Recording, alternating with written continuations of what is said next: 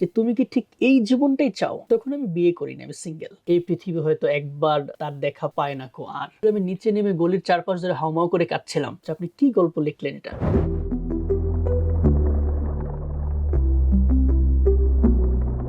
গল্পের প্রতিটি চরিত্রেই থাকে রহস্য, আর সেই রহস্য ভেদ করে সরোজ মেহেদীর কলম চলে স্বাচ্ছন্দ্যে। এবারের বইমেলায় প্রকাশিত হয়েছে সরোজ মেহেদীর গল্পগ্রন্থ মায়াজাল। দর্শক, ইনফোপাওয়ার নিবেদিত বুকমার্কস লেখক আড্ডার আজকের অতিথি সরোজ মেহেদী, আর আপনাদের সঙ্গে থাকছি পুরো এপিসোড জুড়ে আমি জুবাইয়া ঝুমা। সরোজ মেহেদী, আপনাকে আমাদের অনুষ্ঠানে স্বাগত। আপনাদেরকেও ধন্যবাদ জানাচ্ছি আমাকে আমন্ত্রণ করার জন্য। মায়াজাল তো আপনার নতুন গল্পগ্রন্থ। এই মায়াজাল কি শুধুই একটি শব্দ, নাকি পাঠকদের জন্য অন্য কোনো বার্তা দিচ্ছেন? এটা তো আসলে কালেকশন অফ স্টোরিজ, অনেকগুলো গল্প মিলে হচ্ছে এই বইটা। এই বইটার আমি বলবো যে সাইনিং নেম বা হচ্ছে পোস্টার নেম হচ্ছে মায়াজাল। তো মায়াজাল হচ্ছে একটি গল্প, মূলত এখানে 10টি গল্প, দুটো অনুগল্প আছে। তো মায়াজাল মানে হচ্ছে আসলে একটা জাল, যে জালটা ছেড়ে বের হওয়া যায় না, আবার থাকাও যায় না, বা থাকতে চাই না, বেরো হতে পারি না। এই যে দোলাচল মানুষের জীবনের, আমাদের দৈনন্দিন জীবন, আমাদের আমাদের সামাজিক জীবন, রাজনৈতিক জীবন, একটা প্রতীকী অর্থ, যেখানে আসলে একজন মানুষ বা হচ্ছে একজন মানুষের মুখে হাজার হাজার বা লাখ লাখ মানুষের কথা বা প্রতিচ্ছবি আসলে ফুটে উঠেছে। আপনার গল্পের মধ্যে তো একটা টুইস্ট থাকে। আপনার এই গল্পে এমন কোন টুইস্টটা ছিল যেটা আপনাকেও চমকে দিয়েছিল? গল্প আমি যদি বিশেষ করে মায়াজাল নিয়ে বলতে চাই, মায়াজাল আসলে একজন প্রবীণ বিশ্ববিদ্যালয় অধ্যাপকের একটা জীবন আমি এখানে দেখি। তো ঠিক গল্পটা চলতে চলতে পাঠক তার জীবনটা যখন কল্পনা করবে যে হি ও শি ইজ এট 60, 65 or 70, আমরা আসলে শুড বি প্রিপেয়ার ফর ডেমাইজ, আমরা চলে যাব, এই সময়টাতে মানুষ যখন কল্পনা করে তার অতীতকে কখনো ভুলতে চায়, তার কৈশোরকে ভুলতে চায়, বা সে যে রুট থেকে উঠে এসেছে রুটকে ভুলতে চায়, বা ভোলার জন্য প্রতিনিয়ত চেষ্টা করতে করতে দেখা গেল রহমান সাহেবের ছোটবেলার খুব প্রিয় যে পিঠা, সেই পিঠা নিয়ে আসলে তার গ্রামেরই তার আপনজন, তার ভাতিজা হাজির, এবং সে পিঠা যখন রহমান সাহেব খাবে, ভাতিজা ব্যাগের ভেতরে নিয়ে আসে পিঠার, সেই ব্যাগের দিকে মুখ করে তাকাতে রহমান সাহেব দেখে যে সেখানে মা বসে পিঠা হাতে। রহমান সাহেব হাউমাউ করে কেঁদে ওঠে, বা পাঠকও একই সাথে আসলে কেঁদে ওঠে যে এখানে ঠিক শৈশবের সেই মা, শৈশবের সেই জীবন, শৈশবের সেই স্মৃতি এসে বয়োবৃদ্ধ এক অধ্যাপকের জীবনকে আবার গাঢ় অন্ধকারের দিকে বা অনিশ্চয়তার যে মুহূর্তগুলো আমরা কাটাই সেদিকে ঠেলে দেয়। আপনি বলছিলেন যে আপনার এই মায়াজাল গল্পের মধ্যে প্রবীণ একটা চরিত্র আছে, রহমান সাহেব। এই রহমান সাহেবের যে চরিত্রটা, এটাকে কিভাবে আপনি ধারণ করেছেন? এই চরিত্রটা কি আসলে সত্যিকারের বাস্তব কোনো চরিত্র, নাকি কাল্পনিক কোনো চরিত্র? চরিত্র আসলে যে লিখেন, যিনি কবিতা লিখেন বা হচ্ছে যিনি গল্প লিখেন, তিনি ঠিক একরকম একটা জীবনযাপন করেন। এমন হয় যে আসলে ঠিক তার জীবনটা সবার না, তিনি সবার মধ্যে থেকেও আসলে তিনি কারো না। গল্পকারের জীবন খুব নিঃসঙ্গ একটা জীবন হয়, যে এই পৃথিবী হয়তো একবার তার দেখা পায় না কো আর। এই এক্স্যাক্টলি ব্যাপারটা এখানে। তো আমি যখন, আমার পার্সোনাল অভিজ্ঞতা হচ্ছে, আমি যখন গল্প লিখি বা হচ্ছে একটা চরিত্র তৈরি করি, এই চরিত্রটা আসলে বাস্তব এবং কল্পনার মিশেল হয়। আমার চারপাশে যে মানুষ আছে, আমার চারপাশে যে পরিবেশ, প্রকৃতি, আমাদের যে দৈনন্দিন জীবনযাপন, সেখান থেকে আসলে কোনো একটা উপাদান হয়তো আমি পিক করে নিয়ে গেলাম। রহমান সাহেব হয়তো আমারই প্রতিচ্ছবি, আমি হয়তো আমাকে 20 বছর পর বা 30 বছর পরের যে জীবন, সে জীবনটা কল্পনা করছি। ঠিক কল্পনা করতে গিয়ে আমি যে রহমান সাহেবকে আঁকছি, সেই রহমান সাহেব আর বাস্তবে রহমান সাহেব হয়তো থাকেন না, তিনি কল্পনাতে একটা চরিত্র হিসেবে আমার সামনে চলে আসছেন। আমি তাকে প্লটের পর প্লট সাজাচ্ছি, তাকে একটা শেষের দিকে নিয়ে যাচ্ছি, কিন্তু আবার বাস্তবের যে মানুষজন চারপাশে ঘোরাফেরা করছেন, রহমান সাহেবের মতো অসংখ্য মানুষ আছেন যারা গল্পটা পড়তে গিয়ে আদ্র হচ্ছেন, তারা রহমান সাহেবের মধ্যে তাকে খুঁজে পান। ঠিক খুঁজে পান বলে কিন্তু মানুষ গল্পটা পড়েন, বা পড়ার পর এত প্রতিক্রিয়া। আমি হয়তো আমার বইয়ের নামটা মায়াজাল হয়তো রাখতাম না, কিন্তু এত মানুষ এই গল্পটা পড়ে কেঁদেছে। আমার এক বন্ধু, একটা অনলাইনের খুব সিনিয়র জার্নালিস্ট, এখন প্রবাসী, আমাকে বলছিল গল্পটা পড়ে সে গল্পটা পড়ার পর সাথে সাথে নিচে নেমে গেছে, বাসা থেকে নিচে। তখন উনি জানেন না গল্পকার কে। তাকে আমার আরেক বন্ধু গল্পটা দিয়েছিল, গল্পটা কোথাও পাবলিশ হয়নি তখনও, 2021 সালের ঘটনা। এবং সে বলছিল আমি নিচে নেমে গলির চারপাশ ধরে হাউমাউ করে কাঁদছিলাম যে এটা আমি এবং আমার জীবনটা আমি কল্পনা করছিলাম। এবং অনেক কান্না টান্না করে আমি এসে আমার যে বন্ধু তাকে গল্পটা দিয়েছে তাকে বলেছে, আপনি কি গল্প লিখলেন এটা, বা কেন আপনি এভাবে লিখলেন, আপনি কি আপনার জীবনটাকে এভাবে চিন্তা করেন? তখন আমার বন্ধু বলছে এটা আমার না। তো বলছে কার? সরোজ মেহেদীর লেখা এটা। তখন সে আমাকে ফোন করেছে যে আপনি কি চিন্তা করেন এভাবে। আমার ইউনিভার্সিটি লাইফে খুব সাহিত্যমোদী বা এক ছোট বোন বা খুব কাছের বন্ধু বলবো আমি ছিল। ও বাংলা সাহিত্যের অনেক ক্লাসিক সাহিত্য ওর পড়া এবং অনেক কিছু। তো ওকে যখন আমি প্রথম গল্পটা পাবলিশ হওয়ার পরে পড়তে দিই, ও আমাকে সাথে সাথে ফোন করে বলেছে তুমি একটা প্রশ্নের অ্যান্সার আমাকে দাও, যে তুমি কি ঠিক এই জীবনটাই চাও? তখন আমি বিয়ে করিনি, আমি সিঙ্গেল। বলছে তুমি কি এই জীবনটাই চাও এবং এটাই চিন্তা করছো? যদি চিন্তা করো তো তোমার সাথে আমার কথা নাই, তুমি এমন গল্প কেন লিখছো? গল্প থেকে বের হয়ে আমি পার্সনের সাথে আসলে সে সম্পৃক্ত হতে চাচ্ছে, এবং গল্প কিন্তু একজন গল্পকারের প্রতিচ্ছবিও। এই প্রতিচ্ছবিটা হাজার হাজার মানুষ তার মধ্যে দেখতে পায় বলেই সে সাহিত্যিক যে লেখক যে তাকে ভালোবাসে, তার কাছাকাছি আসে বা তাকে সমাদর করে। আপনার বলা অনুসারেই মনে হচ্ছিল যে আপনার প্রতিটি লেখার মধ্যে কল্পনা এবং বাস্তবের দারুণ মিশেল রয়েছে। এই ব্যালেন্সটা কিভাবে করেন? এটা আসলে আমার মনে হয় গল্প লেখা বা হচ্ছে সাহিত্য করাটা অনেকটা আমরা যেমন ইবাদত বলি বা আমরা যেমন দৈনন্দিন চর্চা বলি, এটা চর্চার ব্যাপার। ঠিক এটা তো মাত্রা ঠিক করে কতটা বাস্তব কতটা কল্পনা করা যায় না।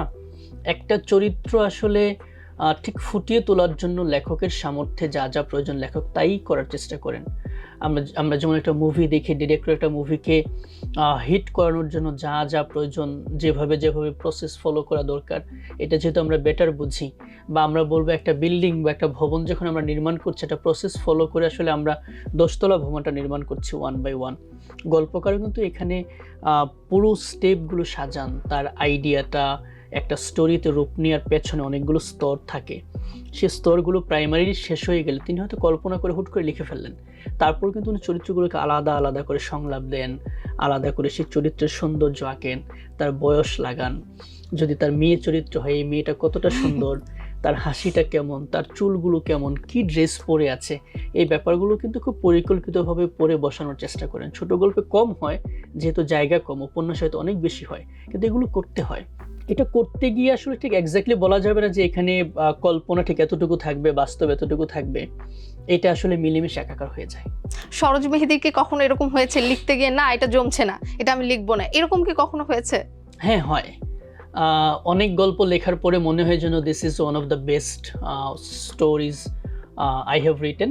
আবার অনেক সময় মনে হয় যেন it's worthless or wastage of time, এটা আসলে হচ্ছে না। বা অনেক গল্প হয়তো মাঝামাঝি গিয়ে আর কখনো আগায় নেই, এমন বহু গল্প পড়ে আছে। অনেক বড় গল্প 5,000-6,000 শব্দ লেখার পরে এই গল্প আর কমপ্লিট এই পর্যন্ত হয় নাই। আবার অনেক গল্প আছে একটানা বসেই আসলে খুব অল্প সময়ের মধ্যে লেখা হয়ে গেছে। আমি যেমন মাঝখানে একটা গল্প লেখার অনুভূতি বলি যে আমি ইউলেবে, আমি যেখানে শিক্ষকতা করি, আমার এক কলিগের সাথে আসলে আমার এই যে মায়াজাল বইটার উৎসর্গটা নিয়ে আলোচনা করছিলাম। উৎসর্গটা আমি আসলে কাকে করছি, তো সেখানে আমি আমার মৃত সন্তানকে করছি, তারপর আমি আমার মৃত বাবাকে স্মরণ করছি। স্মরণ করার পরে দেখলাম যে বাবাকে স্মরণ করতে গেলে আমি যখন গ্রামে কবরে আমার বাবার কবরের সামনে গিয়ে হাত তুলে দাঁড়াই, তখন ছোটোবেলায় ওই যে মানুষগুলো আমাকে আদর করতো, আমার বাবার ভাই, আমার বাবার চাচা, সম্পর্কে আমার দাদা, আমার জ্যাঠা, অনেকগুলো হাত এসে দুপাশ দিয়ে আমার হাতগুলো ধরে বলে আমাদের জন্য দোয়া করো। তারাও আমার বাবার মতো। একজন বাবা ছিলেন, পাশাপাশি অনেকগুলো বাবা ছিলেন। সেই বাবাগুলো কেউ আজ আর পৃথিবীতে নেই। এই কথাটা বলতে বলতে আসলে আমার মধ্যে, আমি যখন আবার আমার রুমে ফিরে আসি, আস্তে আস্তে আমার মাথায় একটা গল্পের পোকা আসলে ঘুরছিল। ওই যে অনুভূতিটা থেকে একটা গল্প লেখা। দেখা গেলো আমি ঠিক ওই কফি খেয়েই বের হয়ে যাওয়ার কথা ছিল, কিন্তু আমি ইউলেবে আরও 3 ঘন্টা বসে রয়েছি, পিসি থেকে আর উঠতে পারছি না। আমি লিখছি, লিখতে লিখতে কাঁদছি। এই চরিত্রটা আমাকে কান্না করছে। চরিত্রটা হচ্ছে জুলাই আন্দোলনে আসলে এক ভদ্র মহিলা হচ্ছেন আমার গল্পের নায়িকা। প্রথমে চিন্তা ছিল যে আমি একটা প্রেমের স্টোরি করব, কিন্তু আমি প্রথমে লিখতে শুরু করার পর দেখলাম যে আসলে এটা প্রেমের যে খুব হাহাকারটা আরও বেশি হয় বা বিয়োগটা অনেক বেশি হয়, এবং এই গল্পটাকে আমি জুলাইতে নিয়ে যেতে পারি। দেখা গেলো এর পরদিন থেকে আমি চরিত্রের মধ্যে আছি, আমি কোনো কাজ করতে পারছি না। পরের দিনও আমি যখন ইউনিভার্সিটি আসলাম, আমি একই কাজ পিসিতে বসে করছি, আমার বাসায় গিয়ে আমি একই কাজ করেছি, এবং গল্পটা আমার দাঁড়িয়ে গেছে। শর্ট স্টোরি আমরা 500 শব্দে হয়, 1000 শব্দে হয়, 2000 শব্দে হয়, এটা দাঁড়াতে দাঁড়াতে 6000 শব্দ হয়ে গেছে। তার মানে এই স্টোরিটা আমাকে টাচ করেছে আমার ভেতর থেকে। তো আমি আমার খুব ক্লোজ একজন বন্ধু আছেন, বাংলা নিউজের নিউজ এডিটর হোসেন আজাদ, ও নিজে একজন কবি, ওকে আমি সাথে সাথে গল্পটা পাঠাই দিছি যখন 5000+। ও পড়ে বললো যে এন্ডিংটা এত অসাধারণ হয়েছে, এন্ডিংয়ে এসে মানুষ হাহাকার করে উঠবে, কি এন্ডিং দিলি। ওই যে আমার গল্পের যে নায়িকা, নায়িকার নায়কের প্রতি অভিমান, নায়িকা আবার মুভমেন্টে আছেন, জুলাইয়ের মুভমেন্টে, কিন্তু নায়ক তার খবর নিচ্ছে না। তো এই কমপ্লেক্সিটি যে আমি তৈরি করার পর গল্পটা আমার ভালো লাগলো। ঠিক এটা থেকে ইন্সপায়ার হতে হতে আমি আরও 4টা জুলাই নিয়ে গল্প লিখেছি। আমি জুলাই নিয়ে একটা বই করতে চাই। ওই 4টা গল্প কিন্তু আমার সমান ভালো লাগবে না। এই 4টা গল্পের মধ্যে 2টা মনে হয়েছিল না আসলে এই গল্প আমি কেউ পড়ুক বা না পড়ুক আমার কোনো দাবি নেই। যার সাথে আমার কথা হয় আমি তাকেই বলবো যে এই গল্পটা একটু পড়ে দেখেন না। এই মায়াজাল গল্প বইয়ে যে আমি 10টা গল্প আর 2টা অনুগল্প দিয়েছি, আমি যখনই কাউকে বলি যে একটু বইটা দেখো, কেউ দেখেছে, তখন আমি তাকে বলি একেবারে শেষে অনুগল্পে চলে যাও। সেখানে একটা ছোট্ট 2 লাইনের একটা গল্প আছে, এটা হচ্ছে মায়ের জন্য এলিজি। এলিজি মানে শোকগাথা। আমরা গ্রিক মাইথোলজি বা পৃথিবীর মাইথোলজিতে দেখি মানুষ মানুষের জন্য, বীরের জন্য শোকগাথা হয়। তো গল্পটা অনেকটা এরকম, এক্স্যাক্টলি তুমি বলতে পারবো না যে ভরা সন্ধ্যায় বাবা ও মেয়ে খুশ গল্পে মাতে। তার মানে বাবা এবং মেয়ে ভরা সন্ধ্যায় গল্প করছে। স্থান চট্টগ্রাম শিশু কবরস্থান। তার মানে মেয়েটা আসলে মারা গেছে, বাবা মেয়ের কবরের সামনে যায় সন্ধ্যায়, গিয়ে মেয়ের সাথে গল্প করছে। তো এটা যে ধরতে পারবে তাকে খুব টাচ করে যাবে। তো আমরা যেহেতু একটু ক্লাসিক গদ্যে লিখি, মানে ঠিক রবীন্দ্রনাথের পরের যে সিলসিলা এটা মেনটেন করার চেষ্টা করি, এখনকার যে সকল গদ্যটা আছে যাই খাই আই, এটাতে লিখি না, হয়তো অনেকে ধরতে পারে না, বাট যারা ধরতে পারে তারা কিন্তু হাহাকার করে আমাদের লেখার জন্য এবং আসে, ফিরে ফিরে আসে। এই একটু পাঠক, মেচিউর পাঠক হইতে হয়। কিছু লেখা পড়ার উপরে আমাদের লেখা ধরলেই সে আর ছাড়তে পারে না। পড়ার পরে বলে যে আপনি আসলে এই স্টোরি তৈরি করছেন, স্টোরি ঠিক এখনকার সময়ের না, আরেকটু আগে আমাকে নিয়ে যাচ্ছে বা আরেকটু পরের কথা হয়তো বলছে। ব্যাপারটা কিন্তু এমন আসলে স্টোরি লেখাটা বা লেখার পরের অভিজ্ঞতাটা। আপনার তো মূল পেশা হচ্ছে শিক্ষকতা, এর পাশাপাশি আপনি লেখালেখি করেন, রাজনীতি নিয়ে আলোচনা সমালোচনা, উভয় দিক ব্যালেন্স করতে কেমন আপনার ফিল হয় যদি একটু বলেন? ব্যালেন্স আসলে ঠিক পুরোপুরি করা যায় না। এই আমাদের মতো মানুষদের পার্সোনাল লাইফে একটা পেইন থাকে। যারা আমাদের পার্টনার, যারা আমাদেরকে ভালোবাসে, আমাদের যাদের ওয়াইফ আছে, যাদের ভাই বোন আছে, ফ্যামিলি আছে, তারা আসলে আমাদের কাছ থেকে বঞ্চিত হন অনেকভাবে। প্রচণ্ড ব্যস্ত একটা সময়, দেখা গেলো বাহিরে যতক্ষণ থাকি ততক্ষণ ব্যস্ত, ঘরে যাওয়ার পর আরও বেশি ব্যস্ত। লেখকের জীবনটা খুব দান্দিক একটা জীবন এবং এটা আসলে খুব দৈন্য দশার একটা জীবন। যেহেতু বাংলাদেশের প্রকাশনা ব্যবস্থাটাই উঠে মানে অনেকটা কালোবাজারি ব্যবসার মতো, সেখানে লেখককে ঠকানোই আসলে প্রকাশকের মূল কথা। এবং একজন মানুষের যে সৌকর্য বৃত্তি, তার ক্রিয়েটিভিটি, সৃষ্টিশীলতা, এটাকে মূল্যায়ন করার মতো সমাজ আমাদের সমাজ না। ফলে আমাদেরকে অন্য একটা চাকরি করতে হয়, অন্য একটা চাকরি করে খেতে হয়। আমি শিক্ষকতা করছি, শিক্ষকতা করে আমি আমার পেট চালাই, তাই তো, মানে আমাকে প্রতি মাসে খাওয়ার জন্য শিক্ষকতা করতে হচ্ছে। অথচ আমি যদি লিখে আয় করতে পারতাম, আমার কিন্তু শিক্ষকতা করার দরকার ছিল না। তখন আমার ফ্যামিলিও কিছুটা সময় পেত, আমিও কিছুটা রিল্যাক্স থাকতাম। তো এখানে আমাদের জীবনটা খুব ব্যস্ত, খুব দান্দিক, কি বলবো, খুব কনফ্লিক্ট অফ ইন্টারেস্ট। আপনি কি ওয়াইফকে সময় দিবেন, আপনার গল্প দাঁড় করাবেন। আপনার গল্প পেলে মানুষ খুশি হবে, আপনি বেঁচে থাকবেন। আপনার ওয়াইফ আপনাকে পাচ্ছে না বলে সে বেজার হচ্ছে, সে বঞ্চিত হচ্ছে, কোথায় যাবেন আসলে। তারপর একটা ব্যালেন্স করার চেষ্টা করা হয় আসলে এই সময়ের মধ্যে যতটা আর কি। তবে যারা লেখককে বিয়ে করতে চায়, লেখকের সাথে প্রেম করতে চায়, লেখকের সাথে সংসার করার ইচ্ছা বা লেখককে ভালোবাসে, তাদের সবাইকে আমি বলি। এবং আমি নর্মালি যে কাজটা করি এই এখনকার জীবনে এসে, আর স্পেশালি হচ্ছে আমার মেয়ে ভক্ত যারা বা যারা নারী আছেন, তাদেরকে আমি খুব সযত্নে দূরে রাখি যেন আর কাছে না আসে। এইটা আসলে আর নেওয়া যায় না আর কি। তরুণ লেখকদের জন্য আপনার পরামর্শ কি বলবেন? আমি আসলে পরামর্শ দিতে চাই না, আমি নিজেও তো আসলে তরুণ।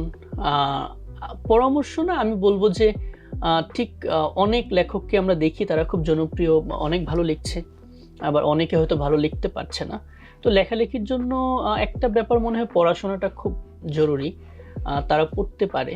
আর একটা হচ্ছে ইনসাইট। ঠিক প্রচলিত যে সমাজ ব্যবস্থা আছে এখন, ফেসবুক আছে বা টিকটকের মতো প্ল্যাটফর্মগুলো আছে, এখানে জনপ্রিয় হওয়ার জন্য বা জনপ্রিয়তার যে ধারাটা যাচ্ছে, ঠিক সেই ধারায় হয়তো অনেকে চলে যেতে চান। কিন্তু তাকে যদি অনেক দিন বেঁচে থাকতে হয়, আমি এত কষ্ট করে লিখলাম, এই বইটা পড়ে জন্য 100 বছর পরেও মানুষ বলে যে না, there is a piece has been written.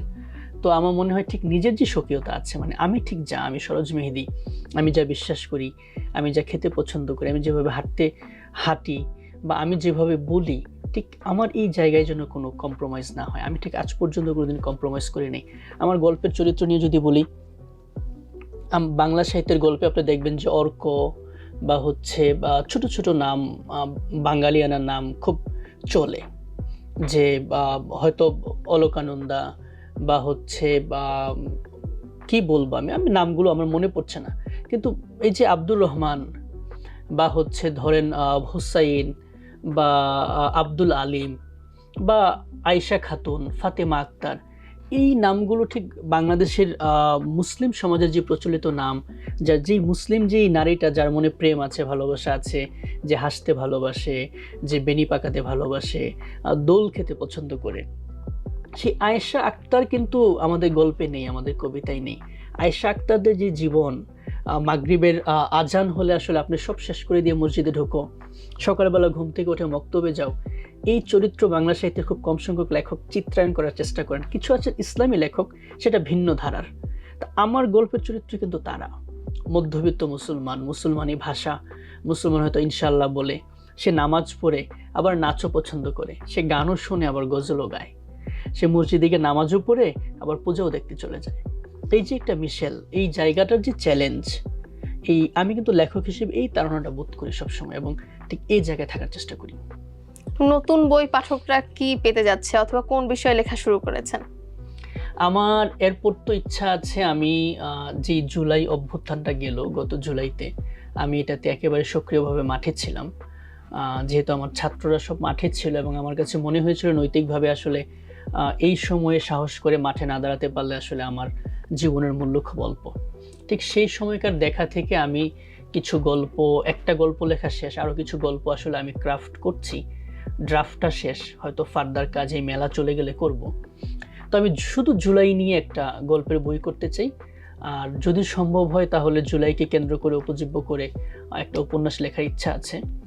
এর বাইরে আমার ছোট গল্প বা আদার্স লেখালেখিগুলো আছে, এগুলো আপাতত প্রকাশ করতে চাচ্ছি না। এই দুইটা হচ্ছে আমার ইচ্ছা আর কি। সরোজ মেহেদী, আপনাকে ধন্যবাদ লেখক আড্ডায় আজকে অতিথি হিসাবে উপস্থিত থাকার জন্য। আমাকে ইনভাইট করার জন্য আপনাদেরকে ধন্যবাদ জানাচ্ছি। অনেক অনেক ভালো থাকবেন, আর দর্শকদের বলবো বই পড়বেন। দর্শক, আজকের এপিসোড এতটুকুই। পরবর্তী সপ্তাহে ফিরবো নতুন লেখকের সঙ্গে, নতুন বইয়ের সঙ্গে। সে পর্যন্ত ভালো থাকুন, সুস্থ থাকুন, চোখ রাখুন বুকমার্কস লেখক আড্ডায়।